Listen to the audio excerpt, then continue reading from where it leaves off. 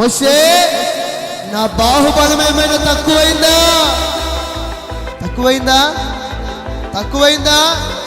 తక్కువ కాలేదు. అయ్యా, ఏం తక్కువ కాలేదు? నువ్వు మాంసం ఇస్తానన్నావు, కొద్దిగా అనుమానంతో ఉన్నానయ్యా అంటే అంటాడు మోషే, నువ్వు చిన్న వయసులో ఉన్నప్పుడు జమ్మిపెట్టులో నిన్ను కాపాడింది ఎవరు? నా బలం తక్కువైందా?